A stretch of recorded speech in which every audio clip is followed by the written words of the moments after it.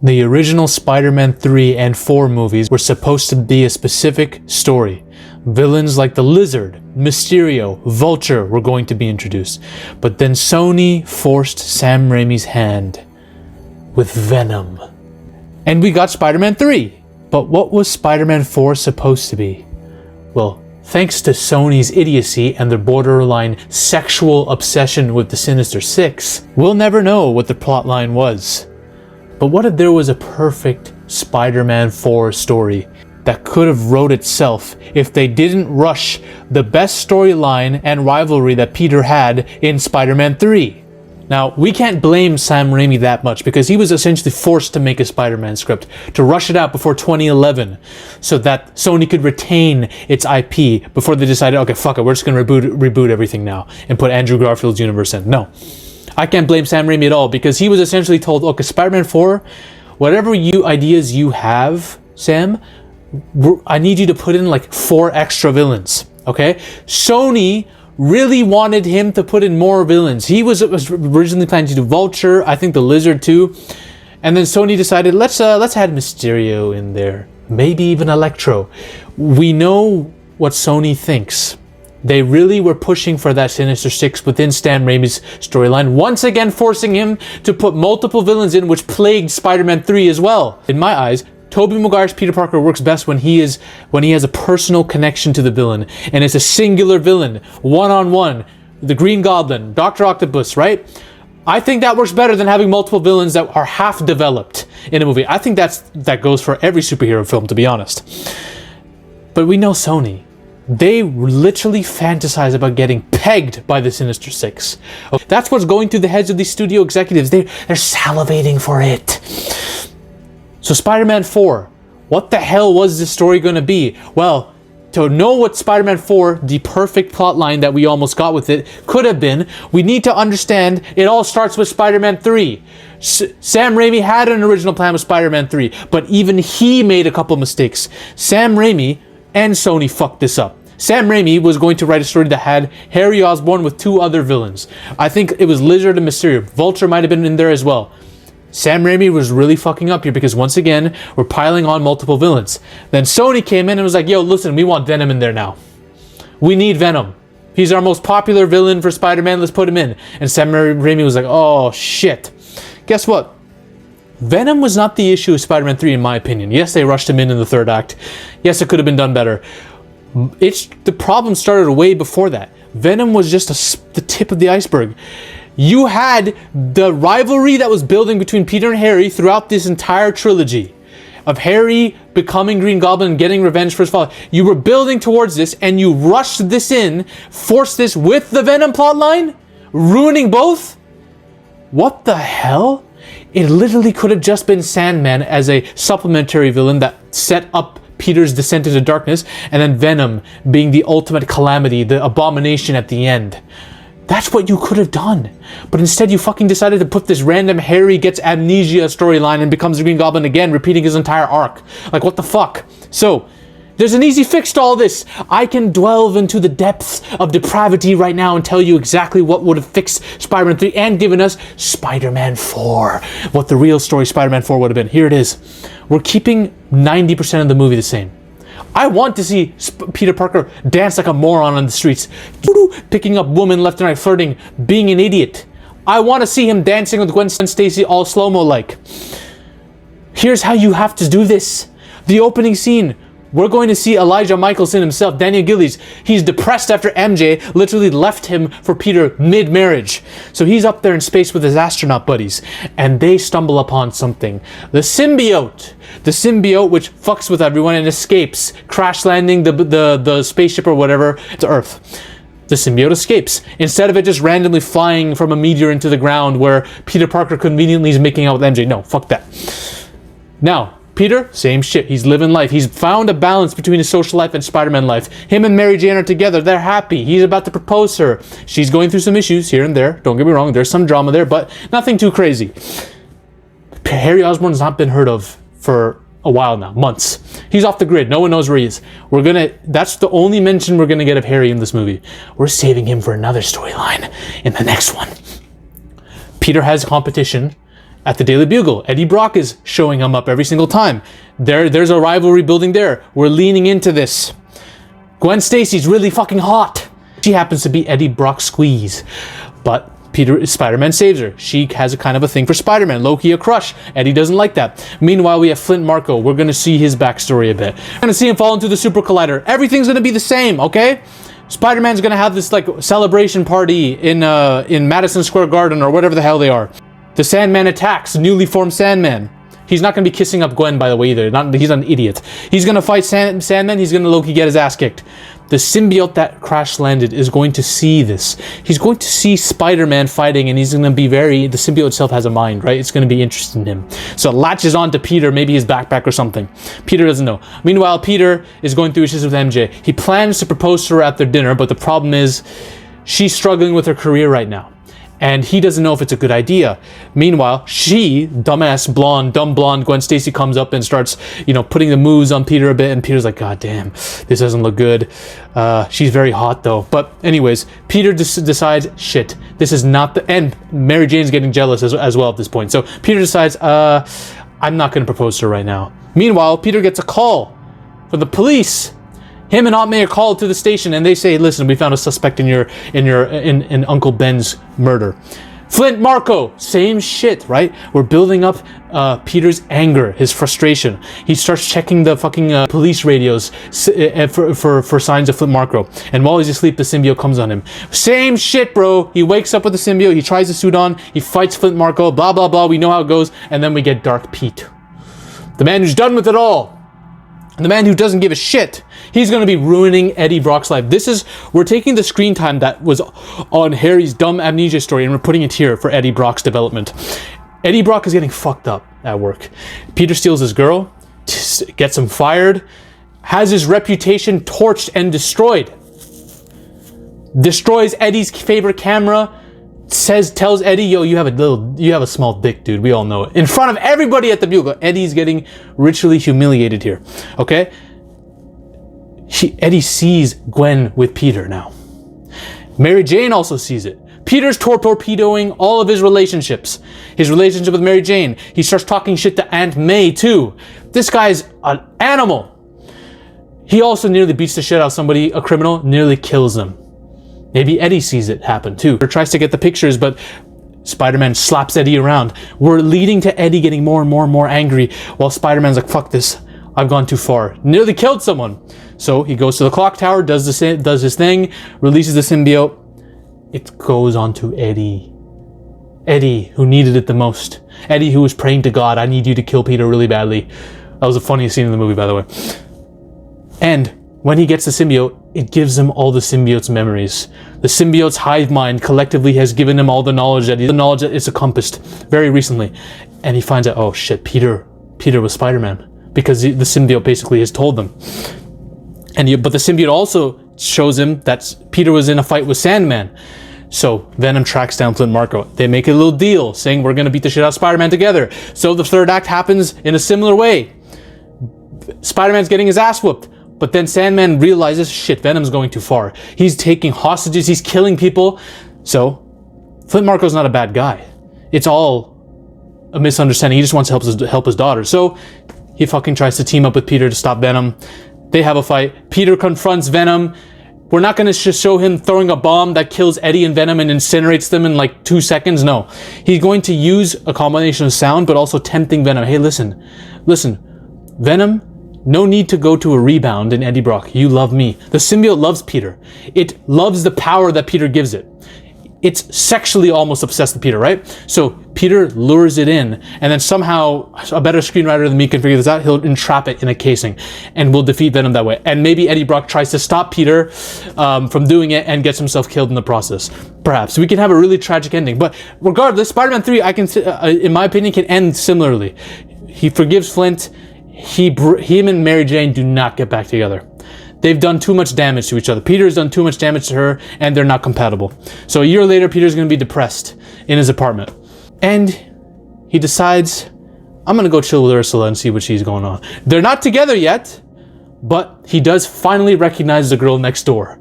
The innocent, the cute, innocent, shy one. All right? That's how this Spider-Man 3 ends. Him losing all of his relationships, and maybe there's a light at the end of the tunnel with Ursula. He's torpedoed all of his relationships elsewhere because of the symbiote. Spider-Man 3 ends with him being at the bottom of where he was when he first started, where he was happy, everything was managed, everything was balanced. Now he's torpedoed every relationship he has. Spider-Man 4, are we gonna have multiple villains like Sony wants? Sinister Six? Yes and no. Mostly no. Now, we're gonna start right in the action. Spider-Man is full-on Spider-Man now. Peter's gone full-time Spider-Man. He's at fuck a private life. I'm gonna do this. He's fighting a new villain, Vulture.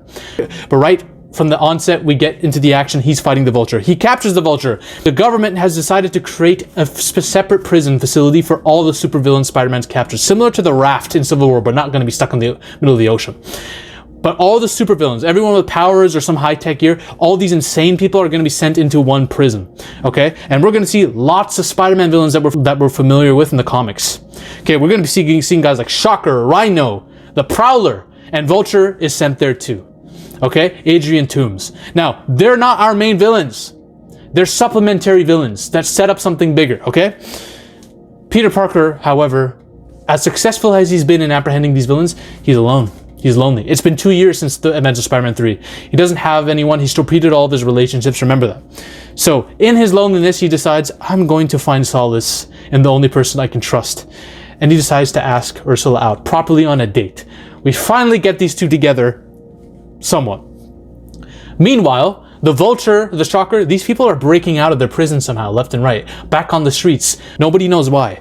Peter tries to fight them again, back and forth, but he doesn't understand what's happening. Meanwhile, there's this green figure in the background that is always stalking Spider-Man and is always at these crime scenes.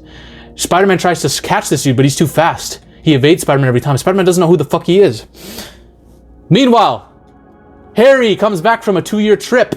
He's been off the grid, remember? All this time. So he comes back.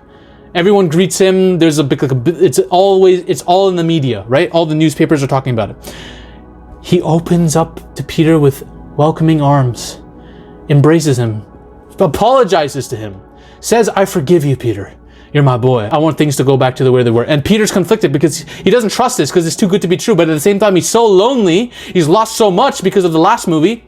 He's coping and he wants to believe it's true. So he allows it. Meanwhile, shit's going sideways. Daily Bugle gets attacked by some unknown green villain. All of Norman Osborn's former business associates that have taken over Oscorp in Harry's absence, they're all getting murdered left and right, assassinated. Prisoners are breaking out of the Raft, the prison, left and right. And it's revealed Harry's behind all this. He's been rigging the game against Peter Parker this entire time. Peter is chilling with him, and Peter's spider sense finally goes off. It finally goes off and he realizes Harry is up to no good. And Harry says, haha, that spider sense, man. I've been studying it for years, trying to figure out a way to adapt to it. I thought I almost had it, Pete, but you got me. You finally got me. Turns out Harry has been studying Peter, adapting his formula to have a response to Peter's spider sense, and it's an even more powerful formula than before. Harry reveals, listen, bro, I know your identity. And if you try to leak shit about me or stop me, I'm gonna leak to who you are to the world. He threatens Pete. Peter is in a bad situation now. Because not only does he have to deal with all the prisoners that Harry's let out, but he has to deal with threats, paranoia. He's getting mind molested by Harry. Harry's watching all this while Peter's getting broken down psychologically and physically, fighting all these villains, but also suffering under paranoia. Harry's just watching, laughing at him. This is like some Bane on Batman shit, alright? Meanwhile, Peter does have one ally, Black Cat, Anna Hathaway, who was originally supposed to be Black Cat. Sexy-ass Anna Hathaway that helps him fight these villains. She's very flirtatious and all that. She's like the dark side of Peter, where Ursula represents the light side. Harry runs a charity gala led by Oscorp at some building, okay? He invites Peter. He invites everybody, all of New York's elites, but he invites Peter specifically. He's like, you better be there, Peter. Peter comes. Harry comes with Mary Jane as his date. Now, usually this would mindfuck Peter if we were talking about 2 movies ago, but Peter seems okay with it. Harry notices that Peter isn't as emotionally distraught about Mary Jane. Harry's like, something's gone wrong. He's got a new girl, hasn't he? Meanwhile, Peter also sees Anna Hathaway, Felicia, at the gala as well, teasing her motivations for why she became Black Cat. Harry tells Peter, yo, listen, man, I'm gonna leave you here with MJ. You guys can have an awkward conversation, but I've rigged this place to blow. Everyone is here. Jameson's here, MJ's here, all the people, all these innocent people here, they're all about to be blown sky high. And only you can stop them. Bye-bye. So he leaves Peter with this information. So Peter goes into Spider-Man mode and saves people. But Green Goblin's out there waiting. Goes into his suit, beats the piss out. He beats Peter so badly that Peter is looking like this, making this face every 2 seconds, all right? Peter gets his ass whooped after trying to save everybody. Harry tells him, bro, you can't die yet. Somebody you know has to die so you can feel what I felt. So after Peter learns this, Peter's like, oh, fuck. So Peter is wounded badly, broken down mentally, physically, trying to chase down all the people he loves. He finds out Aunt May's in the hospital for some reason. He goes, visits her. Turns out it's just a regular operation she's going through. And he's like, oh, shit. Oh, fine. He breathes a sigh of relief, but he's paranoid now. He's stressing left and right. He goes to visit Ursula. She's fine too. Only thing is, Harry has him followed there. Remember, even though Peter Parker's spider sense might work, he's so fucked up in the head that he's distracted half the time. So Harry knows now, okay, that's his girl. Interesting. So, meanwhile, Peter's like, fuck this. I'm contemplating just telling everyone who I am so that Harry doesn't have this hold over me, so Harry can't blackmail me any longer. He tells Aunt May who he is, but Aunt May reveals she's known all along. She's known for years now. And she tells him, listen, Peter, I've known, and if you release this information to the world, it'll open up a whole new can of worms. Don't do it. Don't do it. Trust me. Let Harry threat all he wants. That's the only leverage he has. Don't do it. So she gives him a motivational speech. Meanwhile, we see Harry has built up an addiction and a reliance on the serum. Maybe we get exposition from one of his assistants or something, but his body needs the serum now because he's built up such a reliance on it. Meanwhile, the final act will be him taking Ursula. Him and Peter fighting for Ursula's life. Maybe he'll take her over the Brooklyn Bridge, comic book Gwen Stacy death style, but she won't die. But him and Peter will get into a big ass fight, brutal fight, and Harry will have the upper hand, almost about to kill him, but Harry will be like, Harry realizes Peter is really the only loved one that Harry has. Without him, Harry has nothing. He doesn't have any real relationships, and his father's dead. So he can't bring himself to kill Peter, because Peter's like, just kill me already, end this.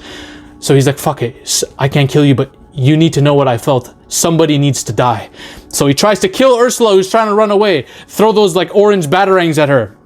Peter lifts him up the way Cap lifted Tony up and slammed him on the concrete, almost breaking his suit. He does that to Harry, and Harry's back gets broken or some shit. Harry gets fucked up. He has to be sent to a hospital. His life is in the balance now. So see what I've done there? I've retrofitted what happened to Harry in Spider-Man 3 where he got knocked out and got amnesia. We're putting that here, except no amnesia. Harry's almost comatose here. Now, in the comics, Harry dies because of his serum. His serum in his body reacts a certain way and he starts convulsing and he dies. We could have the same ending here, where Harry dies because of his serum. Because now that he doesn't have direct access to his serum, his body's reacting to it. He's getting withdrawals and his fucking heart stops. Or we could just say he goes into a coma. Either way, Harry's story kind of ends here very tragically. Maybe we can have a redemption arc for him, but let's just say this is the final movie in the Raimi trilogy, in the Raimi franchise, right? Peter, after witnessing what has just happened, he decides, fuck this. I can't live two lives anymore, like I've been trying to do this whole trilogy. I can't be Peter and Spider-Man. I have to choose one because the fallout of one life to the other is too much.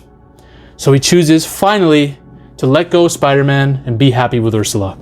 Now, he will feel guilt about this, about not saving New York, but he meets a kid. An African-American kid with a Spider-Man costume who's all excited. A kid named Miles Morales, teasing that Spider-Man's legacy is still going on. Black Cat even tells him, you've inspired a whole new sect of heroes in New York, around the world. You haven't retired in vain. Just because you're not Spider-Man anymore doesn't mean you haven't helped the city. So this is Spider-Man's legacy. That's how you end the fucking franchise, Sony, you fucking low IQ idiots. That's how it goes. If you want to know how Amazing Spider-Man should have ended, how that movie should have gone, and how what the Amazing Spider-Man 3 movie would have looked like, if Sony could get their heads out of their asses, watch this video here. Ladies and gentlemen, we are on a mission to take over Hollywood. If you want to suggest video topics to me, or talk about your favorite movie theories with like-minded individuals in a community geared towards changing storytelling itself, join the free Discord. Now, the link is in the description below and probably in the comment section too. Join the Discord now. We're taking over Hollywood one Coke line at a time. See you on the other side.